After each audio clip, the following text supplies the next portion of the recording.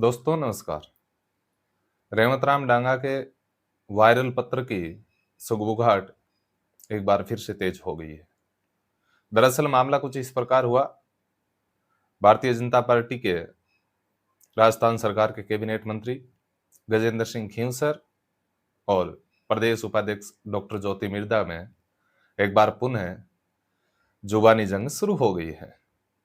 दरअसल ज्योति मिर्धा ने बिना किसी का नाम लिए हुए ये कहा था कि अपने ही पार्टी के किसी बड़े व्यक्ति ने इस पत्र को वायरल किया है। इसके जवाब में गजेंद्र सिंह खींवसर ने एक इंटरव्यू में वो कह रहे हैं कि भला जिस रेवत राम डांगा को जिताने के लिए हमने अपनी मूंछें दांव तक लगा दी थी, उस व्यक्ति के पत्र को वायरल मैं क्यों करूंगा। यदि आपके पास कोई सबूत है तो आप ला कर दे, वरना मेरे पास उन व्यक्तियों के नाम है जिन्होंने इस पत्र को वायरल किया था। इस मामले पर हमने एक पूरा वीडियो बनाया है जिसको आप आई बटन पे क्लिक करके देख सकते हैं। नमस्कार, मैं हूं महिपाल डारा और आप देखना शुरू कर चुके हैं हकीकत। आज हम जिस मुद्दे पे बातचीत कर रहे हैं वो दरअसल नागौर की भाजपा में आपसी कलह को लेकर ये वीडियो लेकर हम आए हैं।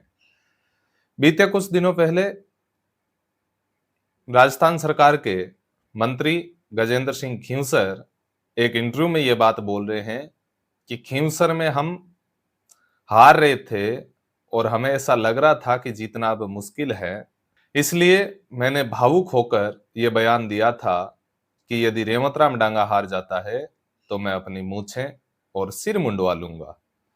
इसके बाद इसका असर ये हुआ कि हमारी जो राजपूत कम्युनिटी है उन्होंने इस मतदान में बढ़ चढ़कर हिस्सा लिया और उसके परिणाम स्वरूप 14,000 वोटों से हम ये चुनाव जीत गए। क्योंकि इस चुनाव में कांग्रेस अंदर खाने कहीं ना कहीं हनुमान बेनीवाल का समर्थन कर रही थी, वहीं जाटों का केवल 15% वोट बैंक हमें प्राप्त हुआ था। ये कहना है कैबिनेट मंत्री गजेंद्र सिंह खींवसर का। इस बयान को लेकर जब मीडिया में ये चर्चा हुई तो प्रदेश उपाध्यक्ष ज्योति मिर्धा ने भी इस पे पलटवार करते हुए कहा कि भला मैंने तो किसी का नाम ही नहीं लिया था, उसके बावजूद यदि वो बोल रहे हैं तो शायद वो चोर की दाढ़ी में तिनका वाली कहावत चरितार्थ हो रही है। और इसीलिए शायद जनता ने ये अंदेशा जताया होगा कि शायद ये पत्थर वायरल जो किया है वो गजेंद्र सिंह खींवसर ने किया है। क्योंकि रेवत राम डांगा के जवाब में उन्होंने गजेंद्र सिंह खींवसर ने यह भी कहा कि उनको पत्र लिखने की जरूरत ही कहां पड़ी थी, वो सीएम भजन लाल से सीधे ही कह सकते थे।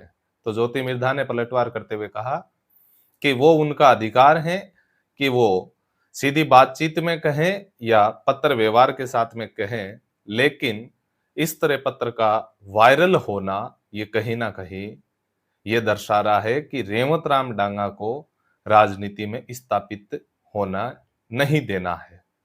इस बात को लेकर ज्योति मिर्धा ने यह भी कहा कि कुछ लोगों को ऐसा लग रहा है कि रेवत राम डांगा यदि खींवसर में स्थापित हो जाएंगे तो शायद उनको राजनीति को खतरा महसूस होगा, इसलिए वो नहीं चाहते कि रेवत राम डांगा इस खींवसर की राजनीति में स्थापित हो।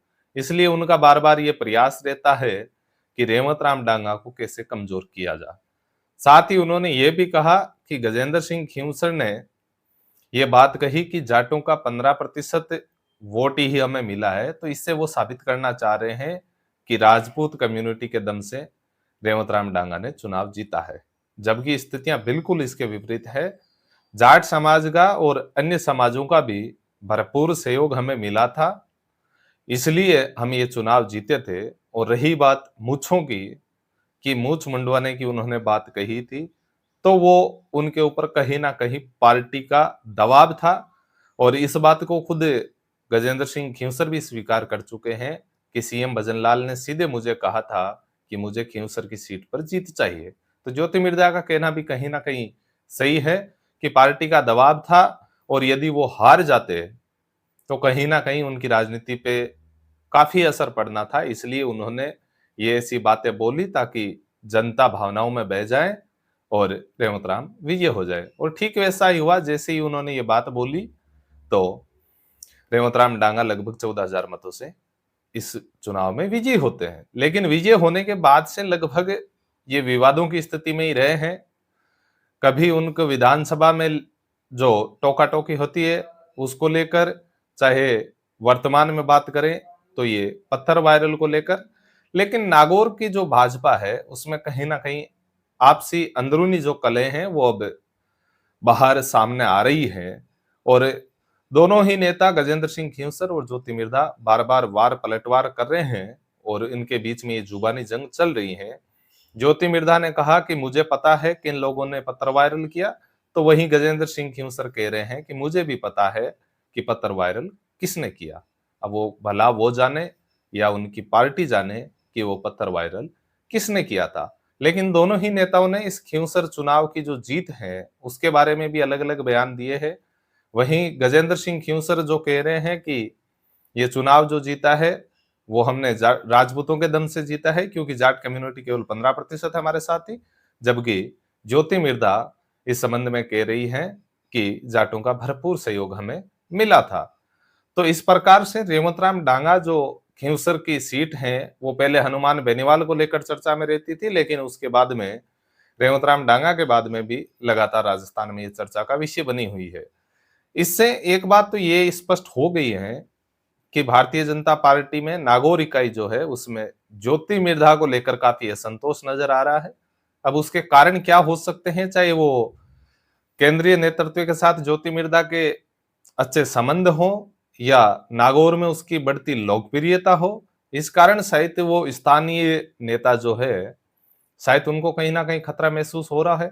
इसलिए वो बार बार ज्योति मिर्धा को टारगेट कर रहे हैं।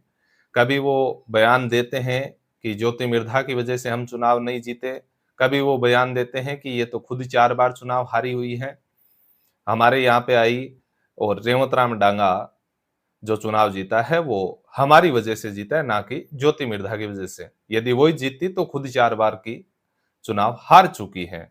तो इस प्रकार से ज्योति मिर्धा को लेकर नागौर भाजपा में कहीं ना कहीं असमंजस्य की स्थिति नजर आ रही है।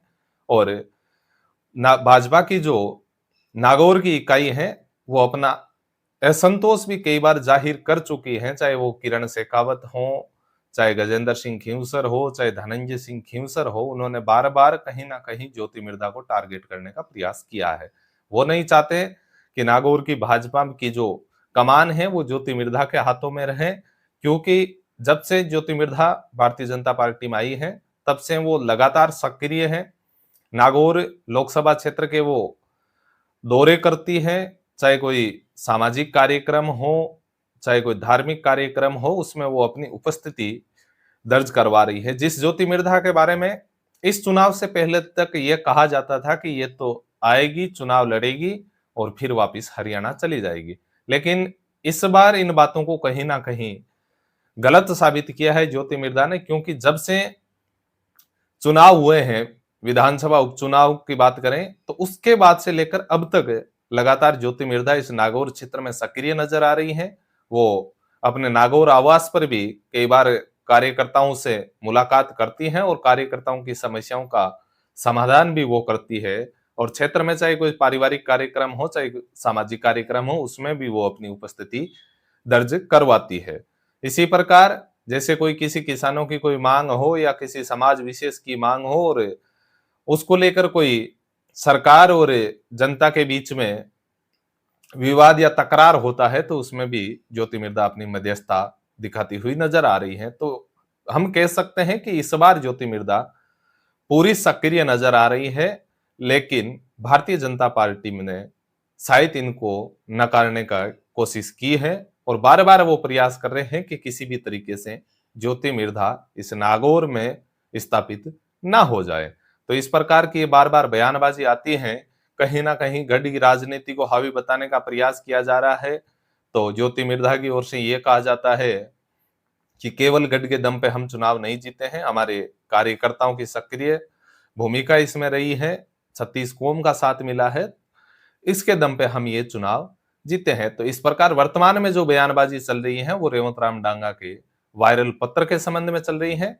गजेंद्र सिंह खींवसर कह रहे हैं कि मैं एक बड़े मंत्री पद पर हूं और ऐसे कामों के लिए ना तो मुझे इतनी फुर्सत है और ना ही मेरा इसमें कोई राजनीतिक फायदा। तो भला मैं इस पत्र को वायरल क्यों करवाऊंगा। वहीं ज्योति मिर्धा ये कह रही है कि मैंने तो किसी का नाम भी नहीं लिया, उसके बावजूद यदि गजेंद्र सिंह खींवसर ये बात बोल रहे हैं तो कहीं ना कहीं हो सकता है कि पत्र वायरल उन्होंने किया है। और दोनों ही इस बात को बड़े जोर से कह रहे हैं कि हमारे पास सबूत हैं कि इस पत्र को वायरल किसने करवाया। यदि आप हमारे चैनल पे पहली बार आए हैं तो हमारे चैनल को आप सब्सक्राइब कर लें, और वीडियो कैसा लगा इसके बारे में आप कमेंट हमें जरूर करें, जिससे हमें भी और ज्यादा प्रोत्साहन मिलेगा।